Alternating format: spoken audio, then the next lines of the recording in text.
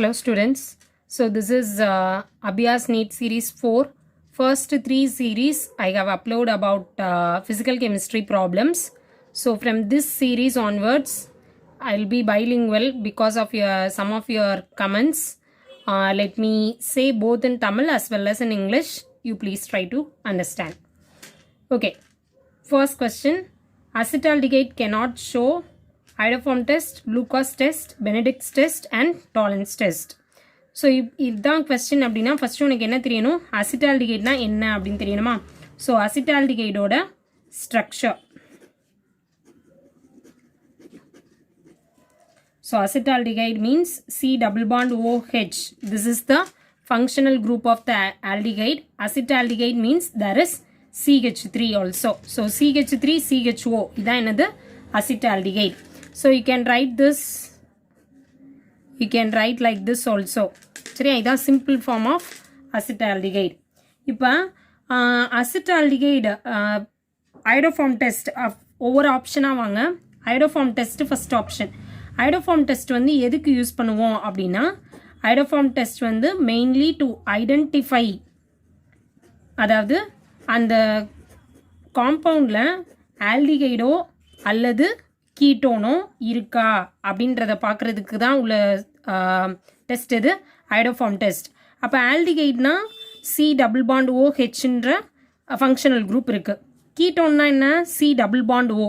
இந்த ரெண்டு பக்கமுமே R குரூப், எந்த அலிஃபேட்டிக்கோ அரோமேட்டிக்கோ என்னன்னாலும் இருக்கலாம். ஸோ iodoform டெஸ்ட் வந்து கண்டிப்பாக இதை ஷோ பண்ணணும். ஏன் அப்படின்னா this is also one aldehyde. இங்கே கொஸ்டினில் என்ன கேட்டிருக்காங்க நல்லா ரீட் பண்ணிக்கோ. கேனாட் ஷோ, அப்போ கண்டிப்பாக இது ஆல்டிகைடுக்கு ஷோ பண்ணும். அப்போ இந்த ஆன்சர் நம்மளுக்கு கிடையாது. அடுத்து பி வாங்க. பி ஆப்ஷன் என்ன இருக்குது, Lucas test. So Lucas test எதுக்கு, லூகாஸ் டெஸ்ட்னா முதல்ல என்ன, concentrated HCl plus anhydrous aluminium chloride, இதான் என்னது லூகாஸ் டெஸ்ட். இந்த லூகாஸ் டெஸ்ட்டில் பார்த்தோம் அப்படின்னா இதோட பர்பஸ் இங்கே எப்படி ஆல்டிகைடாக கீட்டோனான்னு கண்டுபிடிக்கிறதுக்கு iodoform யூஸ் பண்ணுமோ அதே மாதிரி இந்த லூகாஸ் டெஸ்ட்ன்றது என்னென்னா ப்ரைமரி, செகண்டரி, டெர்ஷரி ஆல்கஹால்ஸை டிஃப்ரென்ஷியேட் பண்ணுறதுக்கு. டிஃப்ரென்ஷியேட் பண்ணுறதுனா என்ன மீனிங், இப்போ எனக்கு கொடுத்துருக்க ஒரு காம்பவுண்ட் வந்து ப்ரைமரி ஆல்கஹாலா அல்லது செகண்டரி ஆல்கஹாலா அல்லது டெர்ஷரி ஆல்கஹாலா அப்படின்னு நான் கண்டுபிடிக்கிறதுக்கு தான் இந்த லூகாஸ் டெஸ்ட். அப்போ லூகாஸ் டெஸ்ட்டுக்கும் ஆல்டிகைடுக்கும் சம்மந்தமே இல்லை. ஸோ இந்த ஆப்ஷனை கொஞ்சம் கெஸ்ஸில் வச்சுக்கோங்க. ரிமைனிங் 2 ஆப்ஷன்ஸையும் நம்ம பார்க்கணும் தான். பெனிடிக்ட்ஸ் டெஸ்ட். பெனிடிக்ட்ஸ் டெஸ்ட் அப்படின்றது என்ன, it is mainly for carbohydrates, biomolecules படிச்சிருப்போம் இல்லையா. ஸோ கார்போஹைட்ரேட்ஸ்க்கு தான் இது மெயினாக சொல்கிறது. ஸோ இந்த கார்போஹைட்ரேட்ஸ்க்கான இந்த பெனிடிக்ட்ஸ் டெஸ்ட்டில் என்ன reagent, Benedict reagent is copper sulphate pentahydrate, sodium carbonate and then sodium citrate. So simply I am saying, so these are the reagents of this Benedict's test. It is mainly to identify only the carbohydrates. So this will not answer for aldehydes. Carbohydrates, sorry. Carbohydrates also in aldehydes. For example, glucose, fructose. இதெல்லாம் தானே சொல்கிறோம். So குளுக்கோஸில் என்ன aldehyde, functional group is aldehyde. So it can show the answers for Benedict's test also. And then last option Tollens reagent. இந்த Tollens டெஸ்ட்டுன்றது தான் வந்து பேசிக் test for ஆல்டிகைட்ஸ். நம்ம படித்ததுலேயே ரொம்ப பேசிக்கானது எது, டாலன்ஸ் டெஸ்ட்டு. ஸோ டாலன்ஸ் டெஸ்ட் அப்படின்னு ஒன்றையுமே உனக்கு ஞாபகம் வர வேண்டியது என்ன அப்படின்னா சில்வர் மிரர் டெஸ்ட். இதை டாலன்ஸ் டெஸ்ட்டுன்னு கொடுப்பாங்க அல்லது சில்வர் மிரர் டெஸ்ட் அப்படின்னு கொடுப்பாங்க. ஸோ இந்த silver mirror test, Tollens test எதுக்கு அப்படின்னா to differentiate aldehyde or ketone. Aldehyde அல்லது கீட்டோனை டிஃப்ரென்ஷியேட் பண்ணுறதுக்கான ஒரு டெஸ்ட் தான் என்னது டாலன்ஸ் டெஸ்ட்டு. அப்போ டாலன்ஸ் டெஸ்ட்டோட ரியேஜென்ட் என்ன, ammoniacal silver nitrate AgNH3 twice NO3. ammoniacal silver nitrate. Ammoniacal silver nitrate is the Tollens test. It can answer for aldehyde as well as for ketone. So iodoform test to answer பண்ணும், Benedict's answer பண்ணும், Tollens answer பண்ணும். யார் மட்டும்தான் answer பண்ண மாட்டாங்க, Lucas, because the Lucas test is only for alcohols. So the answer is option B, Lucas test. The IUPAC name of the following compound. They have given you a compound. First of all, you must know, let me draw the same compound here.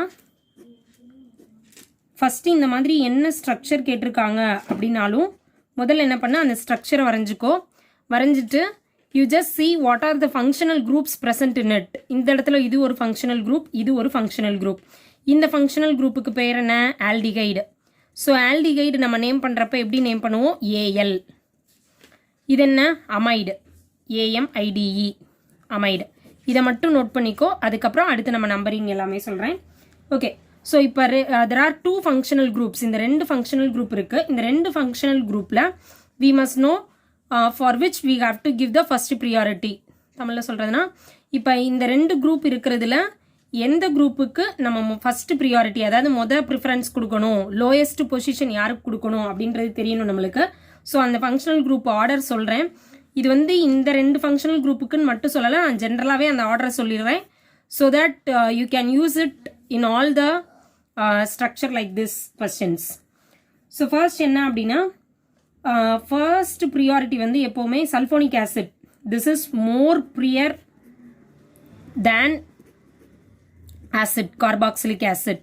எல்லாத்த விட first priority யாருக்கு அப்படின்னா SO3H and COOH. இதான் first priority compound. And then இந்த second cadre acetic anhydride, C double bond O, O, C double bond O, R. This is acidic, this is anhydrides. Anhydrides அப்படின்னாலே ஒரு 2 ketone நடுவில் which is connected by oxygen. அடுத்து acyl chlorides, anhydrides, and then you can have esters. Anhydrides, ester, acid chlorides, amides. சரியா? இதுதான் ஒரு second priority group order. And then third priority வந்து C triple bond N, nitriles அப்படின்னு சொல்லுவோம். Cyano group, nitriles. லாஸ்ட்டாக யார் வராங்க? ஆல்டிகைட்ஸ், அண்ட் தென் கீட்டோன்ஸ், அப்புறம் single bond, double bond, triple bond, இவங்க எல்லாரும். ஓகேவா? So this is the priority order. இப்போ ஃபஸ்ட்டு நான் என்ன சொல்ல போகிறேன்? அமைடு. அமைடு வந்து அமைடு, ஆல்டிகைட், இந்த 2 குரூப் இருக்குது. இந்த இடத்துல அமைடு எங்கே வருது? இந்த பொசிஷன்லேயே வந்துடுது. ஆல்டிகைட் எங்கே இருக்குது? இங்கே இருக்குது. அப்போ அமைடு தான் more prior than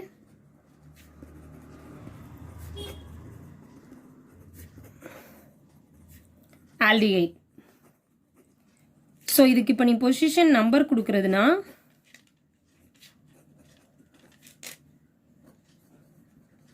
first position is to this. சரியா? ஃபர்ஸ்ட் கார்பன் ஆட்டம் இது, and then second carbon atom, third, 4, 5, obviously this is 6. So இப்போ இதிலிருந்து அப்படியே எழுது. ஸோ 1, 2 இப்போ இப்படி தானே போகுது. Okay, the structure is like this. So this chain I can take it as a side chain. So இது side chain அப்படின்னா எந்த பொசிஷனில் இருக்கு? 2, what is this? Methyl. So 2 methyl, and then in the 6th position I have a aldehyde group. Aldehyde group can be represented as oxo. So 6 oxo. How many carbon atoms are here? 6 carbon atoms. So hex. Where is the double bond? Double bond எங்க இருக்கு? Double bond is between 3 to 4. இந்த இடத்துல நீ confuse ஆகக்கூடாது. ரெண்டு கார்பனுக்கு நடுவில் அந்த double bond இருக்குது அப்படின்னா லோயஸ்ட் நம்பரை மட்டும்தான் நம்ம மென்ஷன் பண்ணணும். சரியா? So the double bond is between 3rd position and 4th position. So it is 3 ene and then 3 ene. இப்படி கூட போடு, 3 ene. And then in the first position I have amide. So when you have ene and amide in the first position, amide first position la than irukku, so need not to mention this one also. So you can have the answer as 2 methyl 6, sorry, 2 methyl 6 oxo hex 3 enamide. You can cut down this E also. Now search for this answer in your options. Carbamyl, carbamyl, so wrong, it is not so. And then C is the option. So answer is option C. 2 methyl 6 oxo hex enamide, 3 enamide. Sorry. So this is the answer. Next question. Okay, third question. The maximum number of alkene isomers possible for an alkene with the formula, with the molecular formula C4H8. So what is they asked? Maximum number of alkene isomers. Alkene isomers only we have to find. So there is a formula for this degree of unsaturation. You just note down this degree of unsaturation is equal to C plus 1 minus H plus X minus N divided by 2. Okay, let me explain what is the C, H, X, N and all. C represents number of carbon atoms. H represents number of hydrogen atom and X represent number of halogen atoms. The halogen can be chlorine, bromine, iodine, fluorine, anything like this. And then N represents the number of nitrogen atom. Okay. Now how many carbon atoms are here? 4. So 4 plus 1 minus number of hydrogen atoms. How many hydrogen atoms are here? 8 hydrogen atoms. So 8 plus, there is no halogen, there is no nitrogen. Here they have given only carbon and hydrogen, isn't it? So 5 minus 8 by 2. So 5 minus 4, which is equal to 1. So this alkene, the number of alkene is, we can have the degree of unsaturation is only 1. Now this 1 can be of either, it can be the pi bond, double bond, or it can present in the ring structure also. So how we can identify that? How many isomers they asked, isn't it? Alkene isomers. So I have to identify everything. Okay. So first of all, you just write C4H8, isn't it? So C4 carbon atoms. And then you just fill up this, satisfy the valency of carbon by means of adding hydrogen. It can be, one possible structure can be like this. So CH3, CH2, CH, CH2. Now count the number of hydrogen atoms also. 3 plus 2, 5, 5 plus 1, 6, 6 plus 2, 8. Okay, right. This is one possible isomer. Second one, it can be, the position of the double bond can be varied, isn't it? So C single bond C, double bond C, single bond C. Now by this we can know there is a geometrical isomerism possible. Geometrical isomerism means double bond. Geometrical isomerism அப்படினா அப்படி double bond இருக்கும். Nisus trans அப்படின்னு எழுதலாம் இல்லையா? அப்ப ரெண்டு methyl குரூப்பும் ஒரே பொசிஷன்ல ஒரே சேம் சைடு இருந்துச்சு அப்படின்னா அதுக்கு பேர் என்னது cis. If the methyl groups are present opposite to each other அப்படின்னா it is trans. அப்ப இந்த இடத்துலயே ரெண்டு ஐசோமர் இதுக்கு ஆயிடுச்சு. So 2 isomers. இது ஒரு ஐசோமர், இங்க ரெண்டு isomer. And then what are the other possible structures? வேற possible structures என்ன பண்ணலாம்? 1, 2, 3, 4. இப்படியும் எழுதலாம் இல்லையா? 4. அப்ப CH3, இங்க 1, 2, 3, 4. This carbon is balanced. And then for this carbon you can have 2. For this one CH3. So 3 plus 3 6, 6 plus 2 8. அப்ப இப்படியும் ஒரு ஐசோமர் பாசிபிள். ஓகேவா? அப்ப ஆனா இதுக்கு என்ன வராது? ஜியோமெட்ரிக்கல் ஐசோமரிசம் வராது. ஏன் ஜியோமெட்ரிக்கல் ஐசோமரிசம் இங்க வராது? இது ரெண்டையுமே அப்படியே கம்பேர் பண்ணு. இங்க பார்த்தீங்கன்னா ரெண்டு பக்கமுமே அதோட கார்பன் அட்டாச் ஆயிருக்குது எல்லாமே சேம் குரூப்ஸ். ஆனா இங்க சேம் குரூப்ஸ் இருக்கா? இல்ல. இந்த கார்பன்ல அட்டாச் ஆயிருக்குது ரெண்டு மெத்தில் குரூப். இந்த கார்பன்ல அட்டாச் ஆயிருக்குது ரெண்டு hydrogen group. So no geometrical isomer is possible for this structure. இந்த ஸ்ட்ரக்சருக்கு geometrical isomers இல்ல. அப்ப இது ஒரு ஸ்ட்ரக்சர். So மொத்தம் எத்தனை ஆயிடுச்சு? இது 1, இங்க 1 plus 2 3, 3 plus 1 4. So 4 isomers are possible. So the answer is option C. Option C 4. Okay, next question. So the next question is, the fermentation of starch to give alcohol occurs mainly with the help of either oxygen or air, carbon dioxide or enzymes. So what is mean by fermentation? Fermentation na enna? Fermentation அப்படினா the larger molecules, இப்போ ரொம்ப பெருசா இருக்கிற molecules எல்லாத்தையும் smaller molecules மாத்துறது. ஓகேவா? So the larger molecules are become smaller molecules or breaks into smaller molecules. So which makes this breaking possible? எது இருந்தா இந்த breaking வந்து possible? Oxygen இருந்தாவா air இருந்தாவா இதான் question. Okay. So first வந்து இந்த இப்போ air இருக்கு அப்படின்னா அது வந்து presence of air aerobic condition அப்படின்னு கொடுத்துருப்பாங்க. absence of air அப்படின்னா anaerobic condition.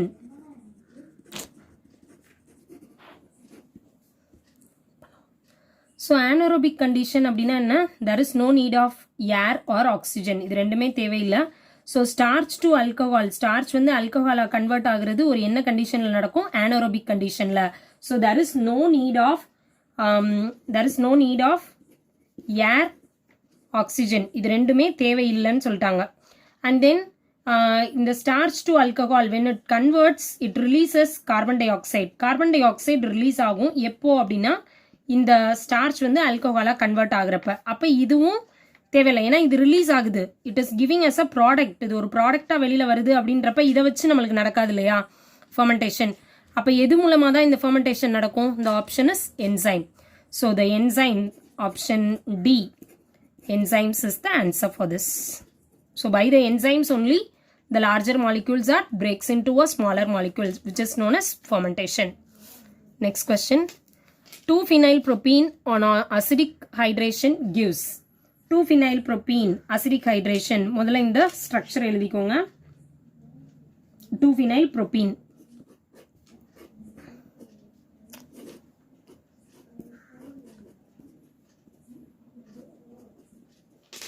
Okay. Now this is propene. உனக்கு தெரியும் propene அப்படின்னா இதான் 3 carbon atoms இருக்கு. இதில் propene அப்படின்னு கொடுத்துருக்காங்க. So there is a double bond. Okay. So இங்கே double bond போட்டோம் அப்படின்னா இங்கே என்ன ஆகும்? CH2. Okay. So this is what 2-phenylpropene. இந்த 2-phenylpropeneல இப்போ என்ன சொல்றாங்க? acidic hydration. Hydration அப்படின்னா என்ன? Addition of water molecule. Acidic hydration அப்படின்னா in presence of an acid, any mineral acid. It can be hydrochloric acid or nitric acid also. Okay. So இப்போ hydration நடந்துச்சு அப்படின்னா எப்படி மாறும்? It becomes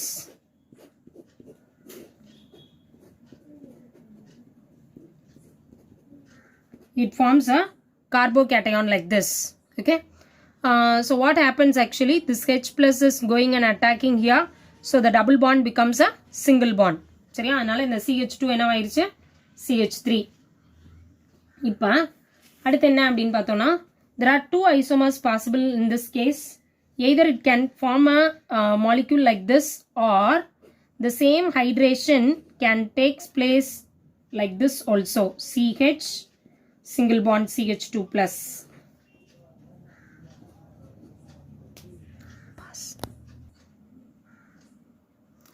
So it can be of 2. அதாவது இந்த hydration வந்து ரெண்டு விதத்தில் பாசிபிள். ஒன்று நீ இப்படி டெர்ஷரி கார்போகேட்டையான் ஃபார்ம் ஆகலாம் அல்லது பிரைமரி கார்போகேட்டையான். ஸோ நம்ம படிச்சிருப்போம் ஸ்டெபிலிட்டி அப்படின்னாலே டெர்ஷரி தான் first. Tertiary கார்போகேட்டையான் is more stable than the secondary and primary. அப்போ இது ரெண்டில் எது டெர்ஷரி கார்போகேட்டையான்? இதுதான் டெர்ஷரி கார்போகேட்டையான். இது பிரைமரி. ஏன் இதை பிரைமரின்னு சொல்கிறோம்? CH2 plus carbon is attached with 2 hydrogen. Why it is tertiary? Because this carbon is attached with the 3 R groups. 3 R group ஓட இருக்கும். ரெண்டு பக்கமும் மெத்தில் குரூப்பும் கீழே ஒரு ஃபினைல் ரிங். அதனால இதான் என்னது? tertiary carbocation. So this is more stable when you compare with this. So let us go by this carbocation, tertiary carbocation. Now this tertiary carbocation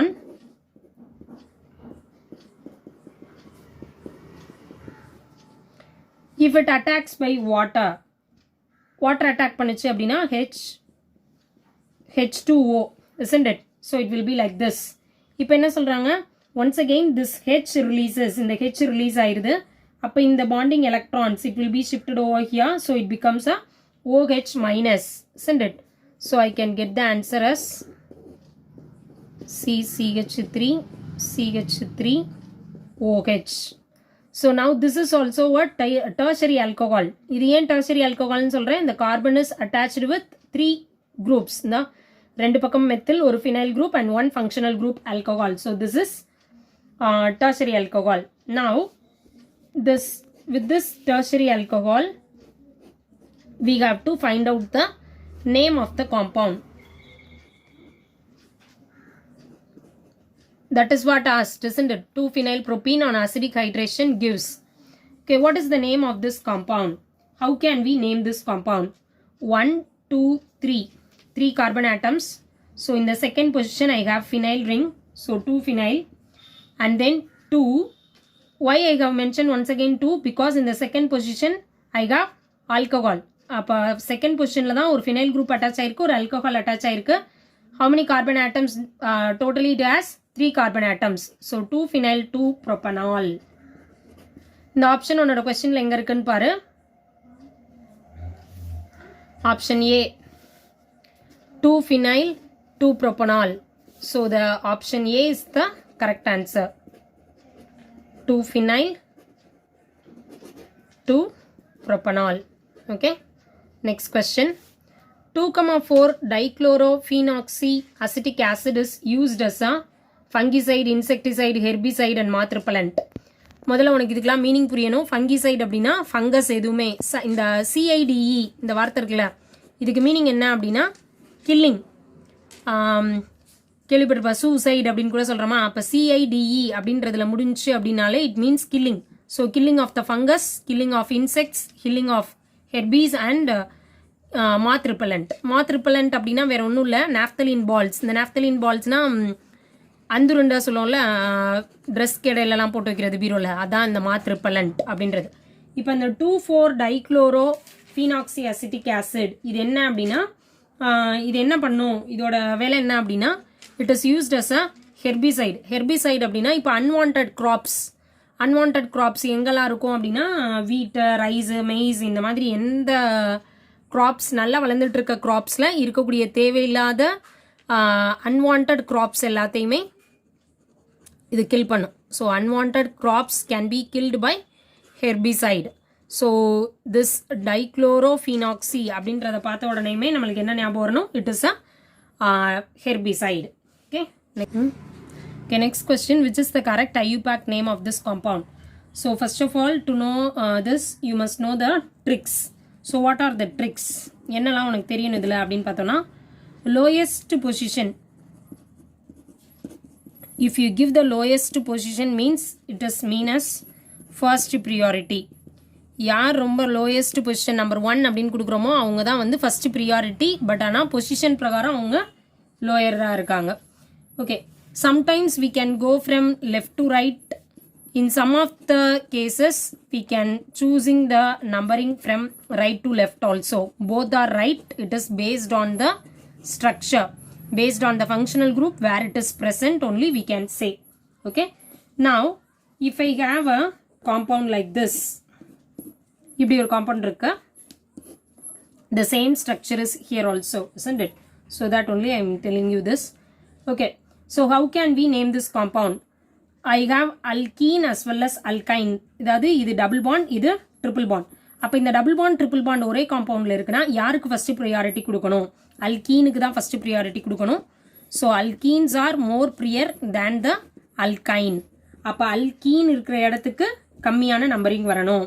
அப்போ லெஃப்ட் டு ரைட்டே போகலாம். So 1, 2, 3, 4, 5 and then 6. You can number like this. அப்போ இந்த இடத்துல left to right தான் கரெக்டான position.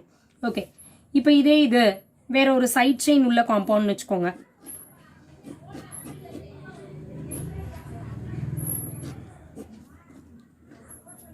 Okay. I have a compounds like this.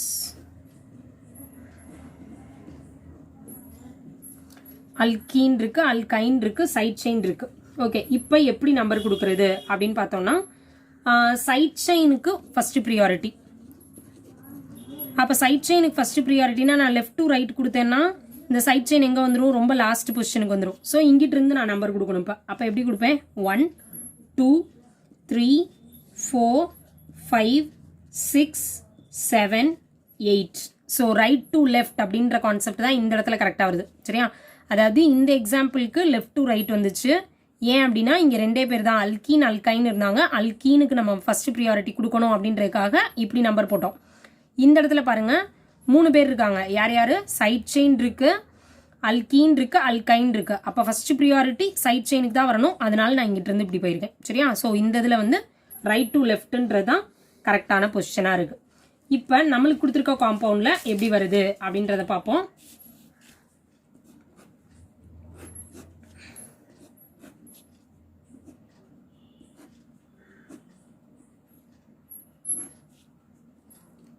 எழுதுகிறப்பயுமே நீங்கள் ரஃபில் போட்டு பார்க்குறப்பயுமே இந்த டபுள் பாண்ட் ட்ரிபிள் பாண்டோட பொசிஷன் சைட் செயின்லாம் கரெக்டாக எழுதிட்டு ட்ரை பண்ணுங்கள் உங்களோட எக்ஸாம்லையும். ஓகே, ஃபஸ்ட்டு இப்போ என்னென்னலாம் இருக்குது நம்மளுக்கு? டபுள் பாண்ட் இருக்குது, ட்ரிபிள் பாண்ட் இருக்குது, சைட் செயின் இருக்குது. நான் என்ன சொன்னேன், சைட் செயின் இருக்குது அப்படின்னாலே அது எங்கெல்லாம் எத்தனை சைட் செயின் முதல்ல இருக்குன்னு பாருங்கள். இங்கேயும் ஒரு இருக்குது சைட் செயின் தான். அதே மாதிரி இந்த பொசிஷனில் இருக்கிறதையும் நான் என்னென்ன எடுத்திருக்கேன், சைட் செயின் தான் எடுத்திருக்கேன். அப்போ ரெண்டு பக்கமுமே சைட் செயின் இருக்குது. எங்கிட்ட இருந்து போகிறது, ரெண்டு பக்கம் சைட் செயின் இருக்குது. ஓகேவா, இப்படி தான் குழப்பறதுக்காக கொடுப்பாங்க. ரெண்டு பக்கமே சைட் செயின் இருக்கா. இப்போ அடுத்த ப்ரியாரிட்டி எங்கே வரணும்? Alkene, alkene, alkyne. அல்கீன் எங்கே இருக்குது? இங்கே இருக்குது. அப்போ நான் நம்பரிங் எங்கிட்ட இருந்து போடலாம்? இங்கிட்ட இருந்தே நீ போடலாம்.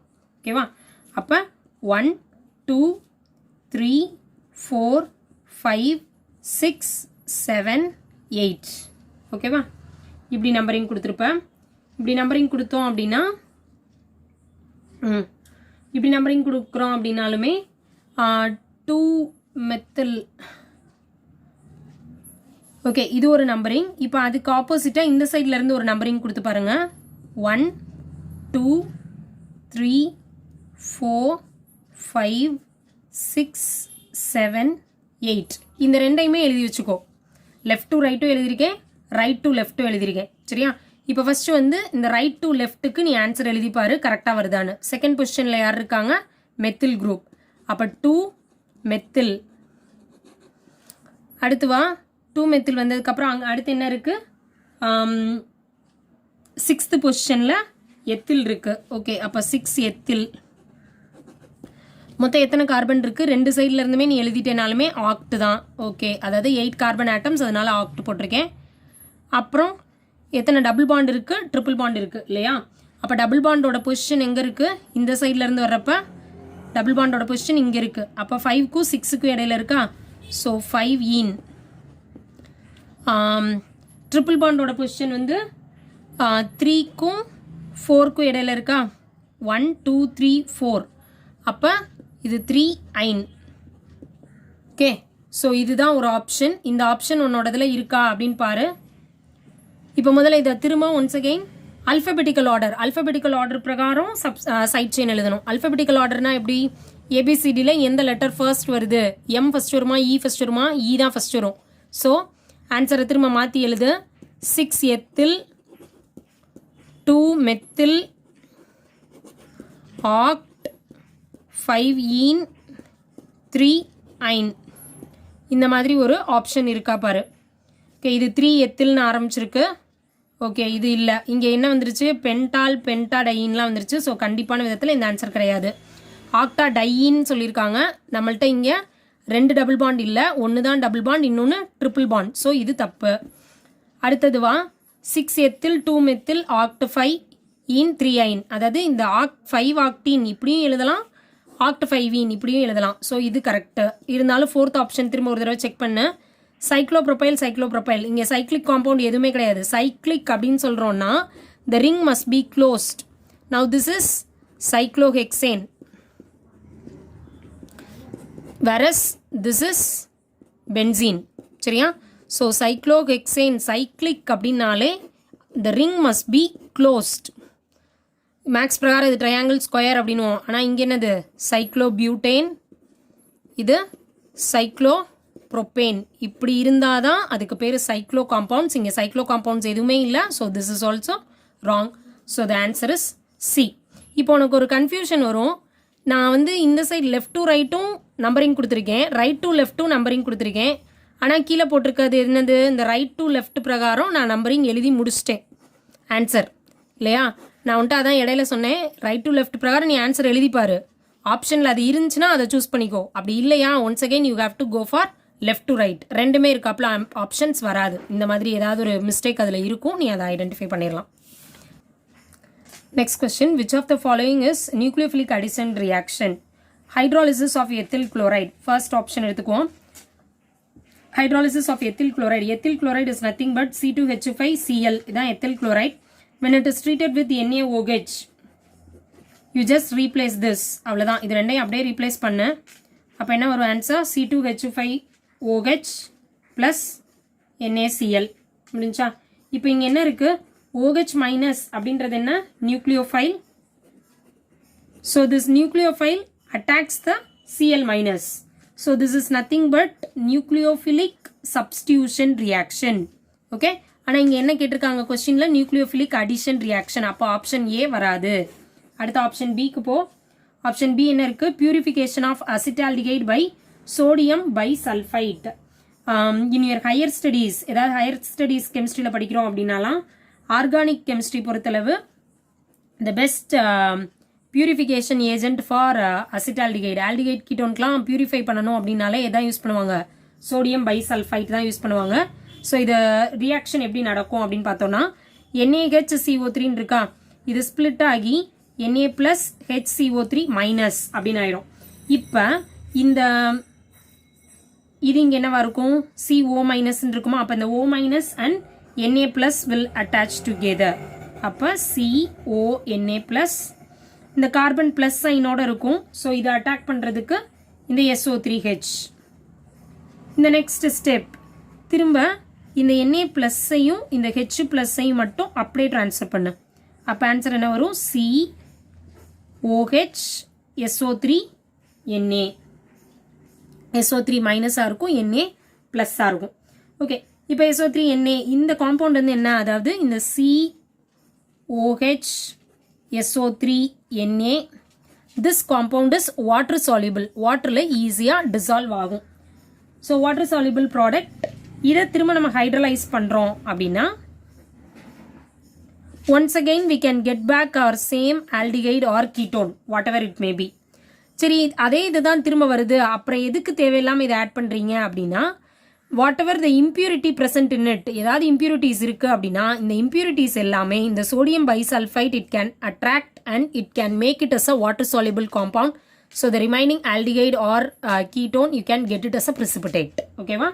ஸோ அதனால தான் இந்த பியூரிஃபிகேஷன் ஆஃப் அசிட்டால்டிகைடுக்கு sodium bisulphite is a best thing. Okay, அதனால இது ஒரு ரைட்டாக இந்த ஆப்ஷன் இருக்கலாம் அப்படின்னு வச்சுக்கோ. Remaining 2 options also you have to check. So what is C? Alkylation of anisole. Anisole என்ன? அனிசோல்னா ஒரு பென்சீன் ரிங்கில் OCH3 கனெக்ட் ஆயிருந்துச்சுன்னா அதான் என்னது? அனிசோல். இந்த அனிசோலோட இப்போ அல்கைலேஷன் அப்படின்னா என்ன ஆட் பண்ணுறோம்? மெத்தில் குளோரைடு ஆட் பண்ணுற. அப்போ என்ன ஆன்சர் வரும்? either orthomethyl anisole or it can be paramethyl anisole.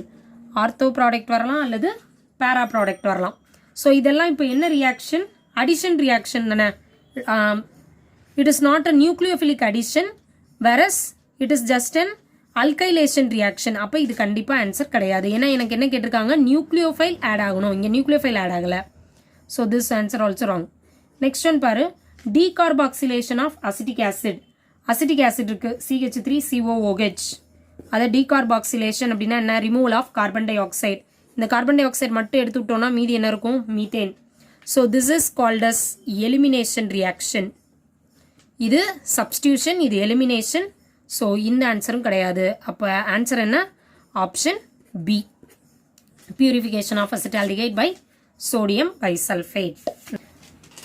Amongst the compounds given, the one that would form a brilliant colored dye on treatment with the sodium nitrite in dilute HCl formed by addition to an alkaline solution of beta naphthalase. Okay, இப்போ இங்கே என்ன கொடுத்துருக்காங்க அப்படின்னா, ஒரு brilliant colored dye நம்மளுக்கு கிடைக்கணும். எப்போ வந்து colored dye நம்மளுக்கு கிடைக்கும் அப்படின்ற அதான் பார்க்கணும். என்ன ரியேஜென்ட் யூஸ் பண்ணுறப்ப? சோடியம் நைட்ரைட் யூஸ் பண்ணுறப்ப. ஓகே, ஸோ இதை வந்து ஒவ்வொரு ஆப்ஷன்ஸ் வச்சா இது பண்ணுவோம். இப்போ ஃபர்ஸ்ட் வந்து ஒரு டெஸ்ட் டியூப்ல சோடியம் நைட்ரைட்டை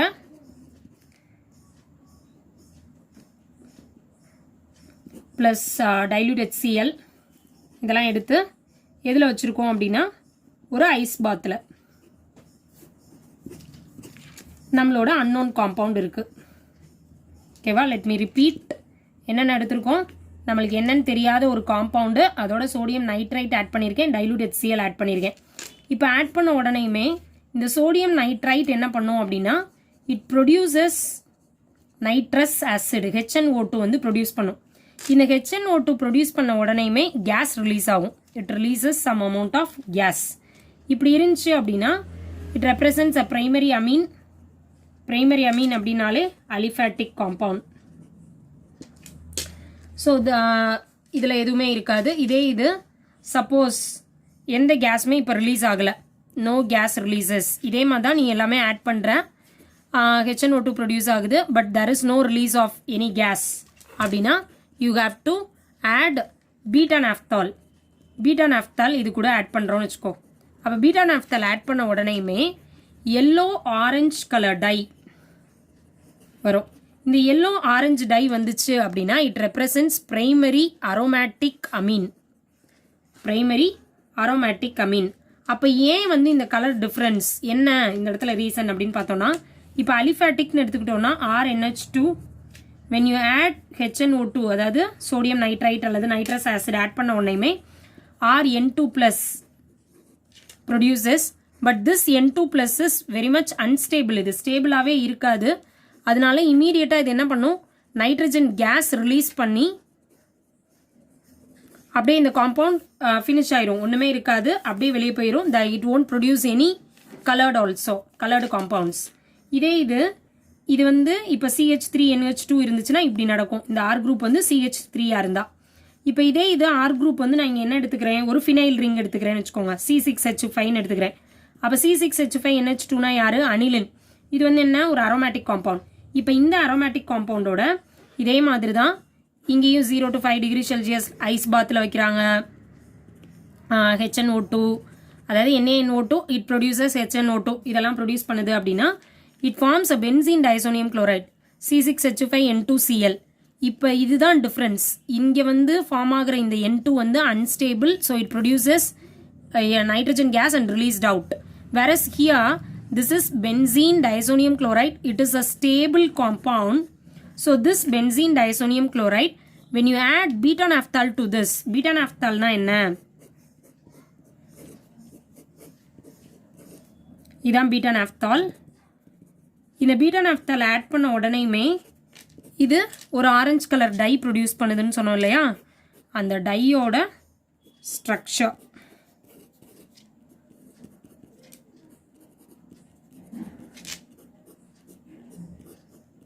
ஓகேவா, இதான் வந்து எல்லோ ஆரஞ்ச் டை.